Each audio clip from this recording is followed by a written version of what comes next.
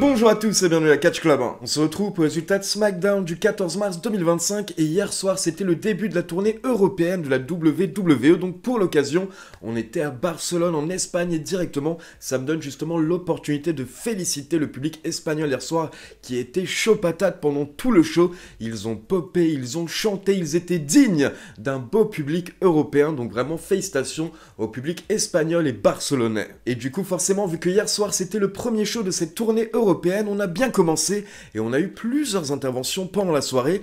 On a également eu 2 teasers différents. Puis à la fin du show, on a eu un changement de titre. Et du coup, justement, vu qu'on est en pleine tournée européenne, je vous donne rendez-vous lundi et vendredi sur la chaîne Twitch Catch Club, car pour info, je serai en live react. Vu que les shows seront en Europe, ils seront à 20h. Donc on se retrouve lundi à 20h sur Twitch pour le live react de Raw à Bruxelles, où on aura John Cena qui sera présent et Cody Rhodes également. Puis on se retrouve également vendredi soir, toujours sur Twitch à 20h, pour le live react de SmackDown, où cette fois-ci, on aura le OTC ou le YTC Roman Reigns qui sera présent. Et donc c'est parti, on passe au résultat et le show démarre avec LA Knight qui fait son entrée sous une méga pop. Pour rappel, LA Knight a récupéré le titre US la semaine dernière en battant Shinsuke Nakamura. Donc justement, LA Knight vient nous faire une petite promo, il nous explique à quel point il est fier que le titre soit de retour autour de sa taille, mais là il est rapidement interrompu par Big Jim, Jimmy Uso. Jimmy Uso monte sur le ring et il nous explique qu'il n'est pas là pour féliciter LA Knight, mais Jimmy Uso est là pour nous expliquer qu'il est désespéré car à l'heure actuelle, sa route vers WrestleMania se passe très mal, il n'a pas de match sur la carte et du coup il s'est rendu compte que le seul moyen de lancer sa route vers WrestleMania, c'est de challenger LA Knight à un match pour le titre US. Mais là, Big Jim est interrompu par l'entrée de la New Bloodline Solo Sikoa, Jacob Fatu et Tama Tonga, et c'est Solo qui prend la parole et il explique à Jimmy que si quelqu'un mérite une opportunité au titre US, ce n'est pas Jimmy, mais c'est Jacob Fatu. Et donc là c'était très intéressant car à la base on pensait que Solo Sikoa allait se désigner lui-même, mais au dernier moment il a préféré désigner Jacob et plutôt donner cette opportunité à Jacob. Et Solo précise que la seule chose pour laquelle Jimmy est connu, c'est qu'il est l'échec de leur famille. Sauf que là bien entendu Jimmy n'apprécie pas, il dit que c'est un échec, c'est plutôt Solo quand il a perdu face à Roman Reigns et qu'il a dû lui donner le Hula Fala. Donc là forcément Solo n'apprécie pas, ça part en bagarre dans le ring à 3 contre 2 avec la New Bloodline contre Big Jim et LA Knight. Mais là vous avez Braun Strowman qui fait son entrée pour aider les faces. Et du coup quelques instants plus tard on a le General Manager de SmackDown, Nick Aldis, qui fait son entrée. Il dit quelques mots en espagnol bien entendu pour faire kiffer la foule et directement il book un 3 contre 3. Donc on enchaîne avec la New Bloodline contre Braun Strowman, LA Knight et Big Jim. Et là j'ai bien aimé le booking car on a les faces qui ont bien travaillé ensemble, notamment Strowman qui a fait son train autour du ring pour se débarrasser de la New Bloodline, puis un peu plus tard on a Big Jim qui s'est occupé de Jacob Fatu à l'extérieur du ring et pendant ce temps dans le ring, Strowman a pu porter son Power Slam sur Tama Tonga pour la victoire. Mais directement après le match, la bagarre reprend et là vous avez Solo Sikoa et LA Knight qui se battent à travers la foule et ils s'en vont. Mais pendant ce temps, vous avez Jacob Fatu qui s'énerve dans le ring, il porte un super kick à Big Jim et derrière il s'occupe de Braun Strowman et là il a détruit Braun Strowman en lui portant plusieurs moonsaults. Puis Jacob Fatu est parti mais au dernier moment il est revenu et au final il a terminé le travail en faisant passer Braun Strowman à travers la barrière de sécurité. Donc honnêtement très bonne première demi-heure pour lancer correctement SmackDown et directement ça a mis la foule dedans et comme je vous l'ai dit vraiment hier soir, la foule était très très bonne pendant tout le show. Maintenant encore une fois je ressors du segment me posant des questions. Qui va affronter LA Knight pour le titre US au final à WrestleMania? Où va être placé Big Jim sur la carte? Et est-ce qu'on aura bien le Solo Sikoa contre Jacob Fatu? Pour le moment on attend toujours des réponses. Derrière, on enchaîne avec une interview de Jade Cargill par Cathy Kelly qui a été tournée avant le début du show dans l'arène, qui est vide du coup. Et là, vous avez Cathy Kelly qui demande à Jade Cargill depuis quand elle sait que c'est Naomi la coupable et pourquoi est-ce qu'elle n'en a pas parlé plus tôt. Et là, vous avez Jade Cargill qui nous explique que quand elle s'est faite attaquer, le seul souvenir qu'elle a, c'est qu'elle s'est retournée et qu'avant qu'on la place dans l'ambulance, elle a vu Naomi en train de courir, en train de s'enfuir. Donc elle le savait depuis le début, mais elle nous explique que le problème, c'est que Naomi lui a fait mal physiquement, mais également mentalement. Car Jade Cargill nous dit qu'après ce que Naomi lui a fait, Comment est-ce que vous voulez qu'elle fasse confiance à qui que ce soit? Et en plus, derrière, elle a vu Naomi qui est devenue amie avec Bianca Belair pendant que Jade Cargill ne pouvait rien faire pendant qu'elle était blessée. Et c'est à ce moment-là qu'elle a décidé qu'elle n'en parlerait à personne et qu'elle s'occuperait de son business elle-même. Et là, attention, au même moment, on a Raquel Rodriguez et Liv Morgan qui arrivent dans l'arène et directement, vous avez Liv Morgan qui trash talk Jade Cargill en disant qu'à cause de elle, ça fait des semaines que tout le monde pense que c'est Liv Morgan et Raquel les coupables et du coup elles prennent cher pour rien. Et donc là, ça s'embrouille un petit peu entre les deux catcheuses et au final, Jade Cargill donne rendez-vous à Liv Morgan la semaine prochaine pour un match à SmackDown. On enchaîne avec Charlotte Flair qui a battu B-Fab environ 9 minutes avec le figure 8. Alors bien entendu, c'était un match qui était là pour mettre en avant Charlotte Flair, mais tout de même, B-Fab a eu quelques moments pendant le match. Elle a également eu une promo avant le début du match pour hyper la foule. Donc c'était cool de voir la WWE qui met un petit peu en avant B-Fab. C'est déjà beaucoup plus que tout ce qu'on a pu voir ces derniers mois pour la pauvre B-Fab. Mais comme je l'ai dit, l'objectif du match c'était de mettre Charlotte en avant. Et à la fin du match, alors qu'elle a gagné, elle refuse de lâcher prise. Elle continue de porter le figure 8. Donc là, vous avez des arbitres qui tentent d'intervenir, mais ça ne suffit pas. Donc au final, la musique de Tiffany Stratton retentit. It's Tiffy time. Et là, vous avez Tiffy qui court vers le ring. On a une grosse bagarre qui éclate entre les deux catcheuses. Et vous avez une vingtaine de membres de la sécurité qui tentent de les séparer. Mais bien entendu, leur rôle dans le segment, c'est de pas vraiment les séparer. Donc ils sont là, ils font genre, ils veulent les séparer, mais en même temps, ils les touchaient pas vraiment. Mais par contre, la bagarre était vraiment méga stylée, alors que là, en plus, on en a eu pas mal ces dernières semaines, ce type de segment. Mais là, en gros, pendant plusieurs minutes, elles se sont battues dans le ring, autour du ring. Et à la fin, vous avez Tiffany Stratton qui est montée sur les cordes et qui a effectué, il me semble, une swanton, ou en tout cas un saut de la 3e corde sur tout le tas qui était en bas du ring. Et donc là, on a une page de pub, et après la pub, on est censé reprendre avec Miz TV. Donc on retrouve de Miz, mais d'un coup, on repasse au niveau de l'entrée et on peut voir que Charlotte et Tiffany Stratton sont encore en train de se battre après la pause publicitaire. Donc encore une fois, toute la sécurité tente d'intervenir. Et là, vous avez Tiffany Stratton qui monte en haut de l'écran de l'entrée et qui a effectué une nouvelle Swanton Bomb, encore une fois sur tout le tas. Et à chaque fois qu'elle effectuait ses Swanton, elle était à peu près à 1 mètre de Charlotte. Elle ne touchait pas du tout Charlotte, mais Charlotte s'écroulait malgré tout, bien entendu, pour vendre. Derrière, on a une petite interview de McIntyre qui nous rappelle toutes les fois où il s'est fait avoir par Damien Priest. Donc il nous précise qu'il veut vraiment mettre fin à Damien Priest pour que Priest ne puisse plus se mêler de son business. Puis on retrouve à nouveau le Miz dans le ring qui nous parle un petit peu en espagnol, puis il nous présente son invité et il nous dit que son invité aurait dû écouter ses conseils et accepter l'offre du Final Boss. Mais à la place, il a refusé, il s'est fait attaquer par 2 grands rappeurs, John Cena et Travis Scott. Donc il nous présente Cody qui fait son entrée, et donc Cody monte sur le ring, il se prépare pour faire son wow-ho, mais là de Miz coupe la musique, il dit qu'il a pas le temps pour les gens qui chantent, etc. Il s'est déjà fait interrompre par Tiffany Stratton et Charlotte Flair, donc il est là pour poser des questions, les questions qui fâchent à Cody Rhodes. Sauf que là, Cody n'a pas du tout apprécié, donc Cody va dans le ring et il attaque The Miz et lui porte son Crossroads. Et derrière, Cody prend le micro, il dit qu'il ne veut pas parler à The Miz. La seule personne à qui il veut parler, c'est John Cena. Donc encore une fois, il lui donne rendez-vous lundi soir à Bruxelles, à Raw. Et là, honnêtement, par rapport au segment, je vais dire que c'était simple et efficace, et selon moi, c'est exactement ce qu'il fallait faire, parce que j'en parlais justement hier soir lors du live react. Cody avait déjà fait une promo à Raw et une promo au dernier SmackDown, donc Cody n'avait plus grand chose à dire. Comme il l'a dit lui-même, ce qu'on attend maintenant, c'est plutôt les paroles de John Cena. Donc hier soir, quand Cody a fait son entrée, je me demandais limite qu'est-ce qu'il allait dire avec The Miz. Et au final, il a rien dit, il a juste attaqué The Miz, mais au moins ça a permis à la foule de pouvoir voir Cody, de pouvoir kiffer lors de son entrée. Donc au final, c'était bien joué, bien booké de la part de la WWE, et clairement maintenant on attend Raw avec impatience. Ensuite, on passe en coulisses et on retrouve Nakamura qui exige un rematch à Nick Aldis. Mais là, vous avez Nick Aldis qui refuse et il dit même que Nakamura a de la chance de ne pas avoir été suspendu, car on se rappelle qu'il a craché son mythe sur l'arbitre la semaine dernière. Et là, vous avez Damien Priest qui débarque, il n'est pas content, il les interrompt et il demande à Nick Aldis où il est. Donc bien entendu, Damien Priest qui cherche McIntyre, et là Nick Aldis répond qu'il ne sait pas, mais d'après ce qu'il a entendu, McIntyre aurait quitté l'arène. Et derrière, ça chauffe un petit peu entre Damien Priest et Shinsuke Nakamura, donc vous avez Nick Aldis qui book un match entre les deux un peu plus tard. Mais avant de passer au match, on a le droit à un teaser d'un coup hier soir pendant SmackDown, où on voit une silhouette d'un catcheur qui a l'air masqué, Et donc pour info, je pense que ça a été assez évident pour tout le monde, mais il semble bien qu'il s'agissait de Rey Fénix, le frère de Penta, car je vous en avais parlé dans la dernière vidéo news qui est sortie dimanche. Rey Fénix était dorénavant agent libre, il avait été libéré de son contrat par la AEW, et je vous avais expliqué dans la vidéo news que d'après tous les gros médias américains, Fénix allait clairement signer à la WWE, et la WWE bossait déjà sur du merchandising pour Fénix. Et bien apparemment c'est bon, c'est fait, donc les teasers ont démarré hier soir pour Rey Fénix. Et ce qui me fait plaisir, c'est que vu que ce teaser est du côté de SmackDown, ben logiquement, on devrait avoir Penta à Raw et Fénix à SmackDown, et personnellement, c'est ce que je souhaitais. Je ne souhaitais pas une réunion des Lucha Bros, et perso, j'ai plutôt envie de les voir chacun solo de leur côté, pour le moment en tout cas.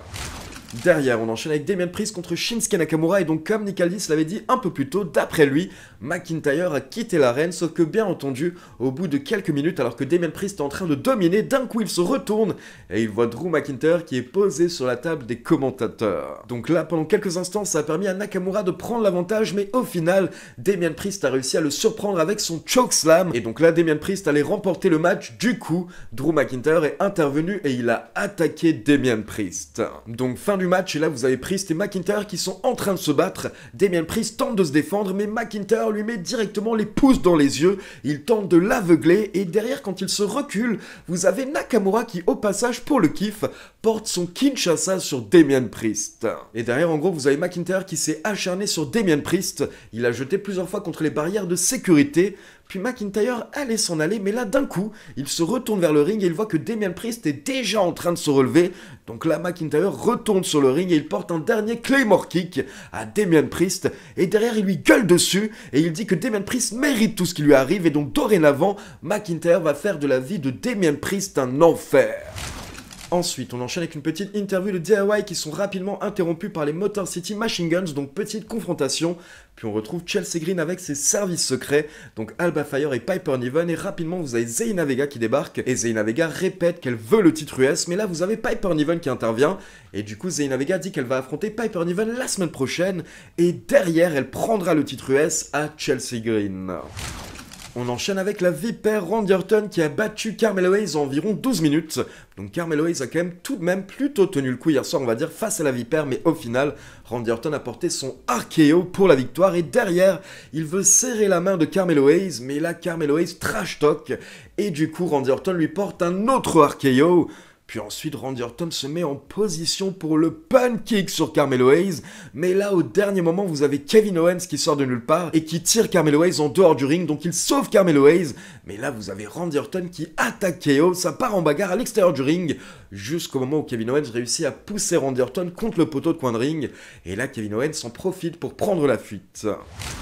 Derrière, on a une petite promo de la New Bloodline où Jacob Fatu nous dit qu'il va s'occuper de Braun Strowman la semaine prochaine lors de SmackDown. Puis on a le champion World Heavyweight qui fait son entrée. Il nous dit qu'il est très heureux que la WWE soit de retour en Espagne, mais par contre, il aurait préféré une chose qui soit différente. Il aurait aimé que ce soit à Madrid. Et là, il nous lâche même un petit à la Madrid qui forcément m'a fait plaisir car vous savez que c'est un de mes clubs préférés. Et en plus, c'était sous les yeux de Lamine Yamal qui était au premier rang avec d'autres joueurs du Barça hier soir. Puis Gunther nous parle de Jey Uso et il nous dit que oui, Jey Uso est très apprécié par la foule. Il vient, il fait son entrée, il fait kiffer les gens, il danse, il divertit les gens. Mais tout ça ne va pas l'aider, tout ça ne va pas le sauver quand la cloche va sonner, quand il se retrouvera face à face avec Gunther. Et là, justement, Gunther compare Jey Uso à un autre catcheur, A-Kid, qui est un catcheur espagnol pour info, et qui dorénavant s'appelle Axiom du côté de NXT, où il est champion par équipe. Et il nous dit que c'est pareil pour A-Kid ou pour Axiom. Il est sûrement très aimé par la foule en Espagne, vu qu'il est espagnol, mais tout ça ne va pas l'aider si un jour il affronte Gunther et qu'il se retrouve face au champion World Heavyweight. Et justement, Gunther va le prouver. Et donc là, il nous présente Axiom qui fait son entrée. Donc méga pop, forcément, le public espagnol qui était ravi de voir un catcheur espagnol. Et donc on enchaîne avec Axiom contre Gunther. Et là, on a eu le scénario typique, on va dire, de l'underdog qui est chez lui en Espagne. Donc on a eu pas mal de near falls, on a eu pas mal de situations où on pensait que Axiom était à deux doigts de battre Gunther. Le match était très très bien booké, vraiment hier soir ça a fait popper la foule, ça a fait réagir la foule, mais bien entendu à la fin Gunther est passé à la vitesse supérieure on va dire et il a enchaîné les clotheslines et les powerbombs pour la victoire. Et après le match Gunther a porté un sleeper, la prise du sommeil à Axiom, jusqu'à ce que plusieurs arbitres interviennent pour calmer Gunther.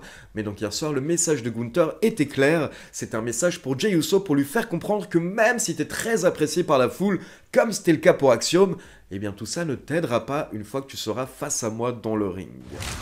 Ensuite, alors je sais plus exactement si c'était à ce moment-là, mais pour info, hier soir lors de SmackDown, on a eu un autre teaser totalement différent, où cette fois-ci on avait un fond noir avec de la fumée, et vers la fin on entendait il me semble des bruits de pas, et on a eu le chiffre 4 qui a été affiché à l'écran.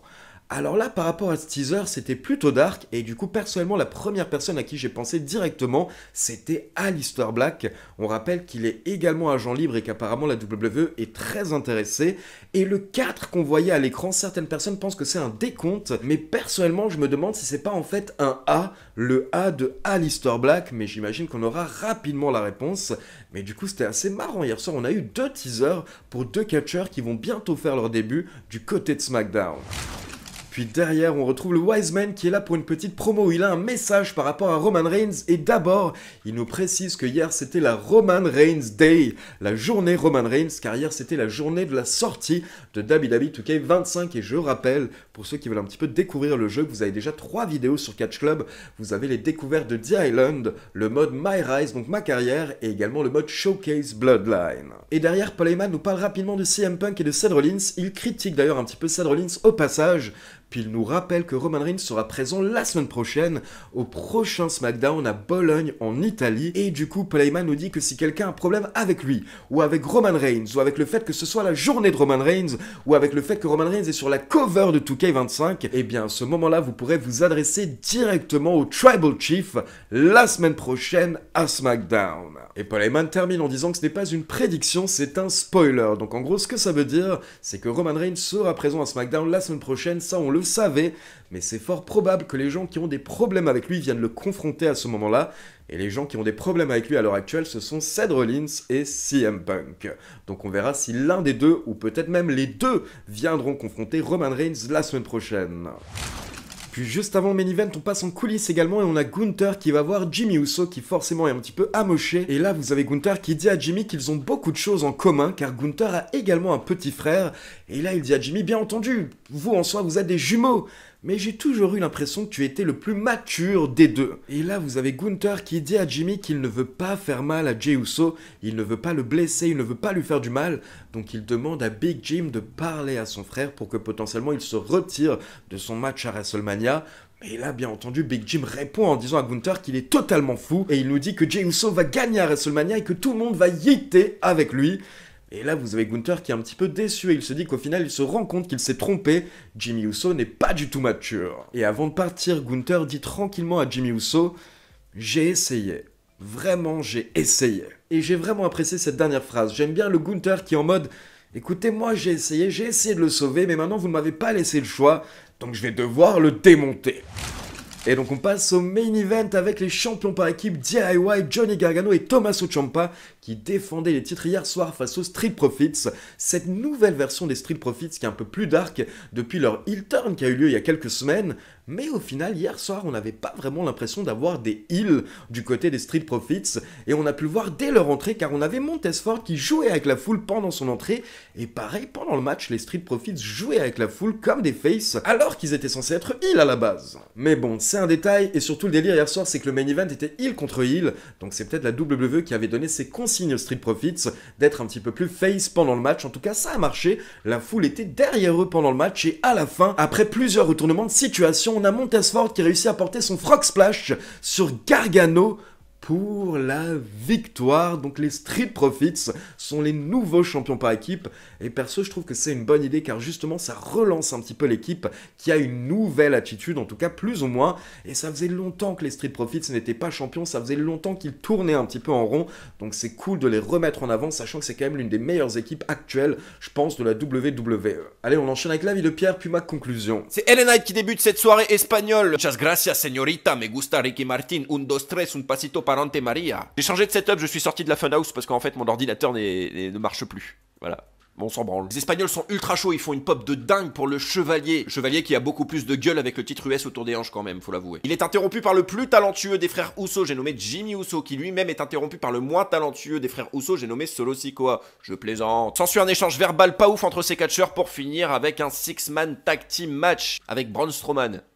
C'était plutôt cool, on démarre en beauté cette tournée européenne. Encore une fois, on fout la honte aux Américains qui sont endormis, se réveillent une fois par show pour faire leur watt à la con. Honte à vous les Américains. Le Miz nous accueille pour une nouvelle édition de Miz TV et il se fait interrompre par les poupées Barbie qui se crêpent le chignon sur la rampe d'entrée. C'est un petit peu misogyne ça, non? Le Miz est rejoint par l'American Nightmare Cody Rhodes qui ne va pas perdre de temps, qui va faire un crossroads à le Miz. C'est fini Miz TV. Il a bien fait de faire le déplacement jusqu'en Espagne celui-là. Damian Priest affronte Shinsuke Nakamura. Autant vous dire que ce match je m'en carre le cul. Et un truc que je m'en carre pas le cul, c'est Drew McIntyre, mon goat, mon roi. Mon cœur est rempli de joie, surtout quand j'ai vu que Drew McIntyre est plus acclamé en Espagne que dans son propre pays. Merci les Espagnols. Barcelone est le nouveau Claymore Country. Vive Drew McIntyre. Lamine Yamal est dans la foule. Je me suis rappelé que c'est l'adolescent qui nous a fait perdre l'euro, alors je l'aime pas. Le foot c'est plus que c'était. À l'époque, nous on avait Barthez. Mais mes connaissances en foot sont pas ouf. J'ai pas l'habitude de vous parler comme ça quand je suis dans la Funhouse. C'était une pop de malade mental pour Randy Orton. La foule scande son thème à gorge déployée. N'oubliez pas que c'est nous qui avons planté les graines à Lyon. C'est grâce à nous si vous chantez le thème de Randy Orton. S'en est suivi un joli petit affrontement entre Randy Orton et Carmelo Hayes. Décidément, Carmelo Hayes ne sert plus qu'à une chose, c'est-à-dire mettre en avant les main eventers. Mon deuxième GOAT est là, lui aussi ce soir. Gunther est là à Barcelone. Je sais pas pourquoi il est là, mais il est là et je suis content. Et en plus, il est là pour détruire une star locale, j'ai nommé Axiom. Il va falloir vraiment changer ce nom, on dirait un nom d'assouplissant ou je sais pas quoi. Petite dose d'Axiom dans votre machine à laver et votre linge ne sera que plus doux. L'heure est grave, DIY, la meilleure tag team actuelle à la WWE, vient de perdre les titres. Alors je suis à moitié déçu parce que c'est vrai que l'utilisation de DIY ces derniers temps n'était vraiment pas terrible. Et je suis plutôt hypé par le nouveau repackaging des Street Profits. Alors, repackaging, ils ont juste changé de vêtements, ils ont gardé la même musique, ils ont gardé la même entrée, ils ont gardé les mêmes catchphrases à la con. Montez Ford nous avait teasé des trucs ultra dark sur Instagram, j'avais adoré, mais finalement, c'est pareil. C'était beaucoup mieux quand ils étaient avec Bobby Lashley. Il est où d'ailleurs celui-là? C'était un bon épisode de Friday Night SmackDown, je mettrai la note de 7 sur 10. Maintenant, est-ce que ma note n'a pas été influencée par la foule incroyable qu'on a eu ce soir? Peut-être. Le catch féminin était très cool, je crois de plus en plus en bifab. Bifab, quand elle rentre, elle a une espèce d'aura que j'avais pas vu jusque-là. J'ai envie de croire en bifab, c'est très cool. Chelsea, Alba et Piper, c'est génial. Alors oui, Alba Fire aurait pu être lancée en solo et aurait pu avoir un bon run en solo. Qu'elle soit associée à Chelsea Green pendant quelques mois, je suis hype. Hâte de voir ce que va donner Raw ce lundi à Bruxelles. Je serai sur place pour vous faire le reporter en direct. Non, pas en direct. En attendant, merci à tous, à la prochaine, merci Ali et vive le catch. Je vais rester comme ça maintenant. Alors perso, je trouve qu'on a eu droit plutôt à un bon SmackDown hier soir, même si c'était un petit peu répétitif au niveau des schémas, au niveau du booking. Il y a eu 3 matchs où ça s'est terminé plus ou moins de la même manière, c'est-à-dire que vous avez quelqu'un qui affronte un adversaire et à la fin du match, vous avez la personne avec qui il est en rivalité qui débarque. Donc on l'a eu notamment avec Charlotte Flair contre Bifab et à la fin on a Tiffany Stratton qui débarque. Puis on l'a eu lors de Damian Priest contre Shinsuke Nakamura et à la fin on a McIntyre qui débarque. Et enfin quand on a eu Randy Orton contre Carmelo Hayes et à la fin on a Kevin Owens qui débarque. Donc c'était un petit peu répétitif au niveau du booking, mais bon, hier soir la WWE voulait en gros faire avancer ses rivalités, donc ça me dérange pas trop non plus on va dire. Maintenant personnellement j'ai vraiment apprécié le début du show, j'ai bien aimé le 3 contre 3 et tout ce qui s'est passé avec la New Bloodline, LA Knight, Big Jim et Braun Strowman.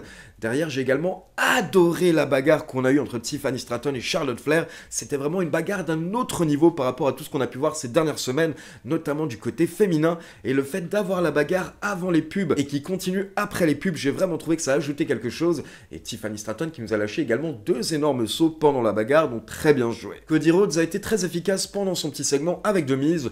Et Gunther a été très efficace lors de son match face à Axiom. Il s'est fait détester une nouvelle fois par la foule. Donc les deux champions ont fait le taf hier soir. Et pour bien finir, vu que c'est le début de cette tournée européenne, il nous fallait quelque chose et on a eu ce changement de titre pour les Street Profits qui sont nouveaux champions par équipe. Comme je l'ai dit, ça pareil, je pense que ça va être très très bien pour relancer l'équipe qui tournait un petit peu trop en rond ces derniers mois. Maintenant, il y a également ces points d'interrogation en ressentant de SmackDown, 2 teasers différents hier soir. Comme je l'ai dit, j'ai l'impression que c'était pour Rey Fenix et l'autre pour Aleister Black, mais on verra ce que ça va être lors des prochaines semaines. N'hésitez pas à me donner vos avis dans les commentaires. Et donc je rappelle, si vous voulez vivre les prochains Raw et SmackDown avec nous, rendez-vous lundi soir et vendredi soir à 20 h sur la chaîne Twitch Catch Club. Donc voilà, c'est tout pour le résultat de Raw. Maintenant, comme d'habitude, c'est à vous. N'hésitez pas à me laisser vos avis dans les commentaires et comme d'habitude, n'oubliez pas de liker la vidéo, de vous abonner à la chaîne et de cliquer sur la petite cloche pour t'informer de la sortie des prochaines vidéos. Ciao tout le monde!